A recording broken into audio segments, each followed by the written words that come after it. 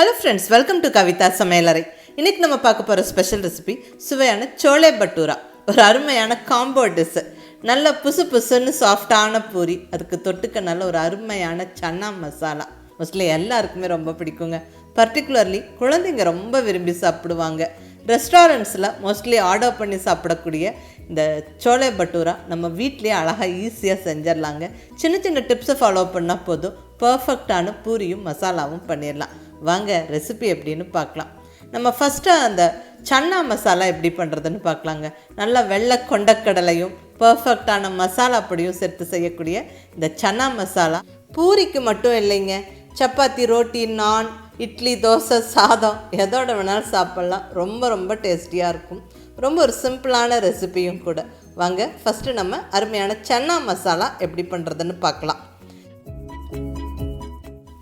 இப்போ இங்கே 250 கிராம் வெள்ளை கொண்டக்கடலை எடுத்துருக்கிறேன். Dried chickpeas 250 gram. இதை நல்ல ஒரு 2-3 வாட்டி கழுவிட்டு நம்ம நல்ல தண்ணி விட்டு நல்லா ஊற வைக்கணுங்க. மினிமம் ஒரு 8 to 10 மணி நேரம் ஊற வைக்கணும். நான் இங்கே ஓவர் நைட் ஊற வச்சு எடுத்துருக்கிறேன். பாருங்கள், கடலை நல்லா ஊறி நல்ல உப்பலாக இருக்குது. ஸோ சமைக்கிறதுக்கு கடலை ரெடி. இப்போ இதை குக்கரில் சேர்த்து வேக வச்சிடலாங்க. இங்கே ஒரு குக்கரில் இந்த ஊற வச்ச கடலையை சேர்த்துக்கிட்டு தேவையான அளவு தண்ணி விட்டுக்கலாம். அதாவது கடலை மூழ்கிற அளவுக்கு தண்ணி விட்டுக்கோங்க. இதில் தேவையான அளவு உப்பு, 1 ஸ்பூன் உப்பு சேர்த்தாச்சு. குக்கர் லிட்டை போட்டு க்ளோஸ் பண்ணி ஸ்டவ்வில் வச்சு விட்டு வெயிட்டு போட்டு விட்டு ஒரு 3-4 விசிலுக்கு நம்ம குக் பண்ணி எடுத்தால் கடலை நல்லா பர்ஃபெக்டாக வெந்துடும். இப்போ குக்கர் நல்லா விசில் வந்து ஸ்டீம் ப்ரெஷரில் தீர்ற வரைக்கும் வெயிட் பண்ணுவோம். அந்த டைம் கேப்பில் சன்னா மசாலாவுக்கு தேவையான மசாலா பொடி நல்லா ஃப்ரெஷ்ஷாக ரெடி பண்ணிடலாங்க. இப்போ ஸ்டவ்வில் ஒரு பேன் வச்சாச்சு. இதில் 1 டீஸ்பூன் சீரகம், 1 டீஸ்பூன் சோம்பு, ஃபெனல் சீட்ஸ், 1 டீஸ்பூன் பெப்பர், மிளகு சேர்த்துக்கலாங்க. கூடவே ஒரு ஃபுல் டேபிள் ஸ்பூன் கொத்தமல்லி, வர கொத்தமல்லி, கொரியாண்டர் சீட்ஸ். இது கூட மற்ற ஸ்பைசஸான பட்டை, கிராம்பு, ஏலக்காய் அதெல்லாம் சேர்க்க போகிறோம். இப்போ இதில் 2 துண்டு பட்டை, 4 கிராம்பு, 2 பச்சை ஏலக்காய் சேர்த்துக்கலாம். கூடவே ஒரு கருப்பு ஏலக்காய். ஆக்சுவலி இந்த chola bhatura north Indian side dish. So இந்த கருப்பு ஏலக்காய் அங்கே மோஸ்ட்லி இந்த ஸ்பைசஸோடு சேர்ப்பாங்க. நல்ல வாசனையாக இருக்கும்.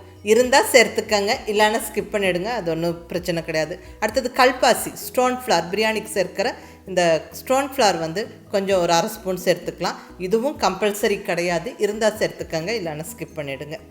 இப்போ இதெல்லாம் ட்ரை ரோஸ்ட் பண்ண போகிறோம். இப்போ இது கூடவே மிளகாவும் சேர்த்துடலாங்க. நல்ல ஒரு 5-6 வரமிளகா, காரமான வரமிளகா உங்களுடைய டேஸ்ட்டுக்கு தகுந்த மாதிரி நீங்கள் சேர்த்துக்கங்க. இது கூட 3 காஷ்மீரி சில்லி சேர்த்துக்கிறேன்.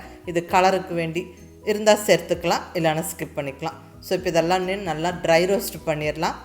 ஸ்டவ்வில் மீடியம் ஃப்ளேமில் வச்சுக்கிட்டு நல்லா பொறுமையாக வறுத்து விடணும். நல்லா வாசனை வர வரைக்கும் வறுத்து விடணும்.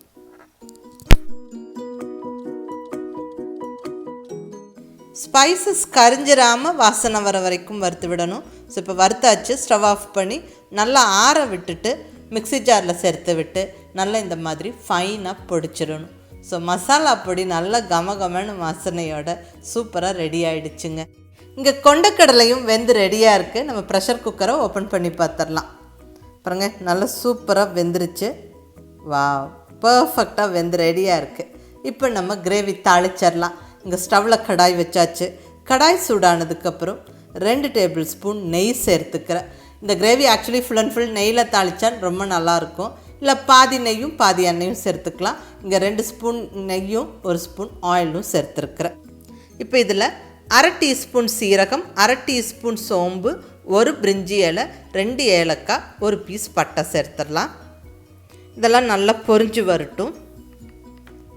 இந்த ஸ்பைசஸ் எல்லாம் நல்லா பொரிஞ்சதுக்கப்புறமா இப்போ 2 பெரிய வெங்காயம் நல்லா பொடியாக நறுக்கி சேர்த்துடலாம். வெங்காயம் நல்லா கலர் மாறுற வரைக்கும் வதங்கணும். இந்த மாதிரி வெங்காயம் நல்லா ஒரு 30% வதங்கினதுக்கப்புறமா இப்போ 1 பச்சை மிளகாவை நல்லா பொடியாக நறுக்கி சேர்த்து விட்டுறலாங்க. இதுவும் நல்லா இந்த ஆனியனோடு சேர்ந்து நல்லா வதங்கி வரட்டும். இப்போ இதில் நல்ல ஒரு full tablespoon ginger garlic paste, இஞ்சி பூண்டு விழுது சேர்த்துக்கலாம். இந்த இஞ்சி பூண்டு விழுதுடைய பச்சை வாசனை போகிற வரைக்கும் நல்லா வதக்கி விடணும். பாருங்கள், இந்தளவுக்கு நல்ல பர்ஃபெக்டாக வதங்கி அந்த பச்சை வாசனை போனதுக்கப்புறமா இப்போ நம்ம அரைச்சி ரெடியாக வச்சுருக்கிற மசாலா பொடியை சேர்த்துடலாம். நல்ல ஃப்ரெஷ்ஷான மசாலா பொடி, நல்ல கமகமான வாசனையாக இருக்கும். நீங்கள் கண்டிப்பாக இந்த மாதிரி மசாலா பொடி செஞ்சு பாருங்கள், அட்டகாசமாக இருக்கும். ட்ரை பண்ணி பாருங்கள். இப்போ நல்லா ஒரு நிமிஷம் இந்த மசாலா பொடியை வதக்கி விட்டுட்டு இப்போ நம்ம தக்காளி விழுது சேர்த்துக்கலாம். இங்கே 2 மீடியம் சைஸ் தக்காளியை அரைச்சி சேர்த்தாச்சு. இதுவும் நல்லா கலந்து விட்டுறலாங்க. இந்த தக்காளி நல்லா அந்த ரா ஃப்ளேவர் போகிற வரைக்கும் வதங்கணும். ஸோ சீக்கிரமாக வதங்கி வரக்கு உப்பு மஞ்சள் பொடி சேர்த்துக்கலாம். ஒரு 1/2 டீஸ்பூன் உப்பு சேர்த்துக்கிறேன். ஏற்கனவே நம்ம கடலை வேக வைக்கும்போது உப்பு சேர்த்துருக்குறோம், அது ஞாபகம் வச்சுட்டு சேர்த்துக்கோங்க. கூடவே கொஞ்சமாக ஒரு 1/4 டீஸ்பூன் மஞ்சள் பொடியும் சேர்த்து நல்லா கலந்து விட்டுட்டு மூடி போட்டு வச்சிடலாங்க. நல்லா கொஞ்சம் வெந்து வரட்டும். பாருங்கள், இந்த மாதிரி ஒரு 2 நிமிஷம் கழித்து நம்ம ஓப்பன் பண்ணும்போது நல்ல எண்ணெய் பிரிஞ்சு நல்லா அந்த தக்காளி நல்லா வதங்கிருச்சு. இப்போ நம்ம வேக வச்சு ரெடியாக வச்சுருக்கிற வெள்ளை கொண்டக்கடலையை சேர்த்துடலாம். நல்லா எல்லாம் ஒரு வாட்டி கலந்து விட்டுடலாங்க.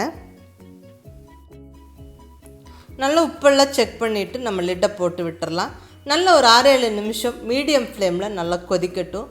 நல்லா அந்த கடலையோடு சேர்ந்து இந்த கிரேவி கொதித்து நல்லா கொஞ்சம் கிரேவி திக்காகணும். அது வரைக்கும் நல்லா கொதிக்கணும். ஒரு 6-7 நிமிஷம் கழித்து ஓப்பன் பண்ணுறேன்.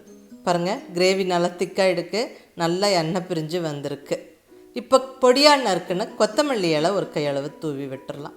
அவ்வளோதாங்க, சுவையான கொண்டைக்கடலை மசாலா, சன்னா மசாலா ஜம்முன்னு ரெடி ஆயிருச்சு. ரொம்ப நல்லா டேஸ்டியாக இருக்கும், ரொம்ப நல்லா வாசனையாக இருக்கும்.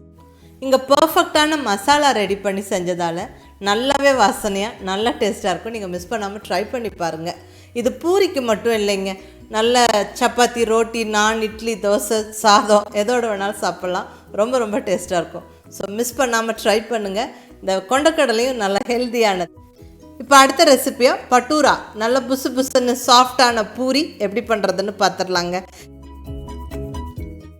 இப்போ இங்கே ஒரு பவுலில் 2 கப் அளவுக்கு மைதா சேர்த்துக்கிறேன். இதுக்கு பதிலாக கோதுமை மாவும் சேர்த்துக்கலாம். But perfect restaurant style puri டேஸ்ட்டுக்கு மைதா தான் சேர்ப்பாங்க. இப்போ மைதா சேர்த்தாச்சுங்க. இதில் 2 டேபிள் ஸ்பூன் அளவுக்கு வெள்ளை ரவை, இது வறுக்காத ரவை தான் சேர்க்கிறேன். அடுத்தது 1 டீஸ்பூன் சர்க்கரை, சுகர், தேவையான அளவு உப்பு, இங்கே 1/2 டீஸ்பூன் உப்பு சேர்த்துக்கிறேன். இதை ஃபஸ்ட்டு இதெல்லாம் நல்லா கலந்து விட்டுறலாம். அடுத்தது 3 டேபிள் ஸ்பூன் அளவுக்கு தயிர், 1 டேபிள் ஸ்பூன் ஆயில், எந்த எண்ணெய் வேணாலும் சேர்த்துக்கலாம். இதை நல்லா கலந்துடலாங்க. இப்போ கொஞ்சம் கொஞ்சமாக தண்ணி விட்டு மாவை நல்லா சாஃப்டாக பிசைஞ்சுக்கணும்.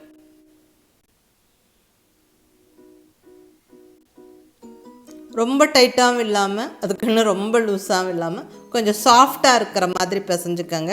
நம்மளுக்கு பிசையும் போது ஸ்டிக்கியாக இருக்கிற மாதிரி இருக்கும். பட் ஒரு 5 நிமிஷம் பிசைஞ்சு கொடுக்கும்போது நல்லாவே அது சாஃப்டாக கரெக்டாக வந்துடும். பாருங்கள், இந்த அளவுக்கு நல்லா சாஃப்டாக இருக்கணும். ஸோ இப்போ மாவு ரெடி. இது இருக்கட்டும், ஒரு 10-15 நிமிஷம் அப்படி ஊறட்டும்.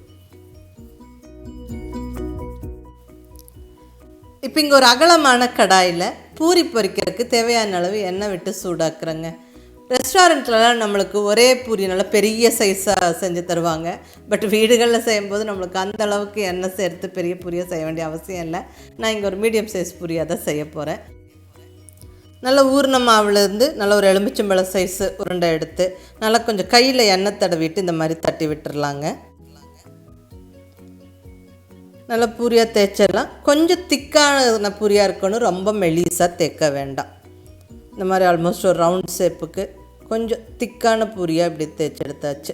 இப்போ இது நல்ல சூடாக இருக்கிற எண்ணெயில் போடணும். நல்ல எண்ணெய் வந்து நல்லாவே சூடாக இருக்கணும். அப்போ தான் போட்ட உடனே நம்மளுக்கு புஷ்ஷுன்னு உப்பி வரும். பாருங்க, நல்லா உப்பலாக வந்துருச்சு. அவ்வளோதாங்க, நல்லா புசு புசுன்னு பூரி ரெடி ஆயிருச்சு.